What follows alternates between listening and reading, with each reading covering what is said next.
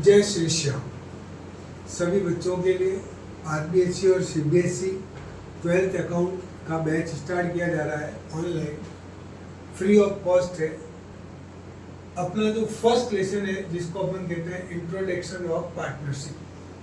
तो पार्टनरशिप के लिए आपको पता है, आपने क्लास जो 11 पढ़ी थी, 11 क्लास में आपने जो बिजनेस के बारे में जानकारी दी वो सोल प्रोप्राइटर था, यानी जो बिजनेस था वो सिंगल ओनर के द्वारा चलाया जाता था। एक ही व्यक्ति के अकॉर्डिंग सारी की सारी बिजनेस एक्टिविटीज होती थी, चाहे प्रॉफिट हो, लॉस हो, एक्सपेंसेस हो, इनकम हो, डिसीजन हो, तो वो सारे के सारे काम एक सिंगल ओनर के लिए किया जाता था, सिंगल ओनर।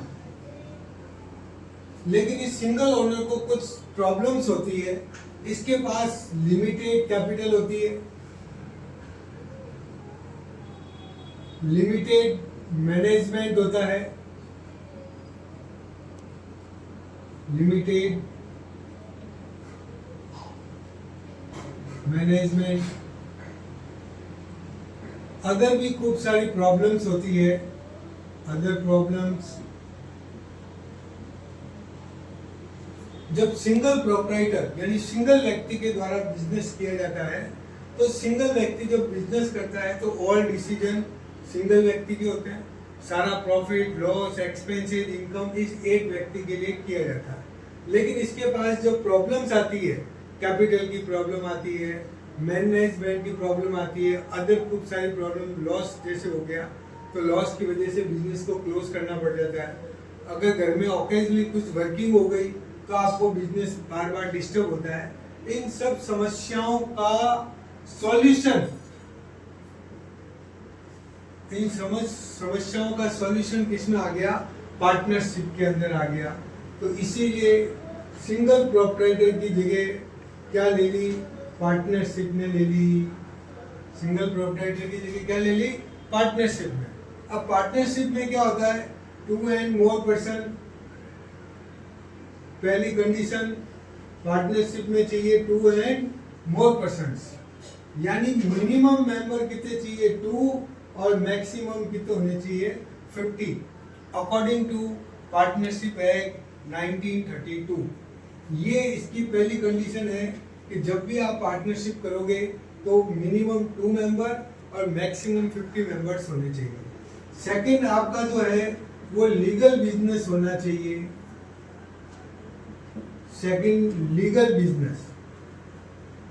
तीसरा जो आपका पार्टनरशिप के लिए जरूरी चीज है, शेयर ऑफ प्रॉफिट, यानी बिजनेस के द्वारा जो भी अर्निंग होगी उस अर्न को पार्टनर में डिवाइड किया जाएगा, उसको बोलते हैं share of partnership, share of partnership. Fourth point आता है मैनेजमेंट। फोर्थ पॉइंट क्या आता है? मैनेजमेंट का मतलब सिंगल पार्टनर भी प्रोप्राइटर हो सकता है और ओवरऑल पार्टनर भी प्रोप्राइटर हो सकते हैं। सारे पार्टनर मिलकर पार्टनरशिप को चला सकते हैं कंटिन्यू, जिसको अपन बोलते हैं वर्किंग पार्टनर।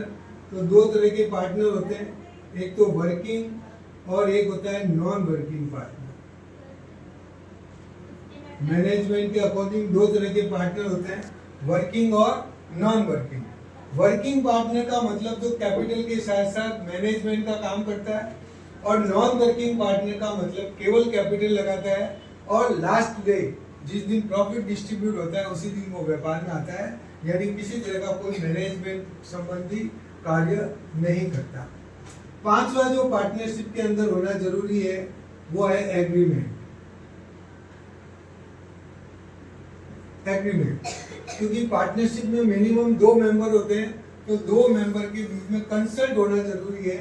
तो वो कंसल्ट या तो ऑरल हो सकती है या रिटन हो सकती है, ऑरल भी हो सकती है और रिटन भी हो सकती है, उसको अपन बोलते हैं एग्रीमेंट। और सबसे लास्ट पॉइंट जो पार्टनरशिप का है वो है अनलिमिटेड लायबिलिटीज।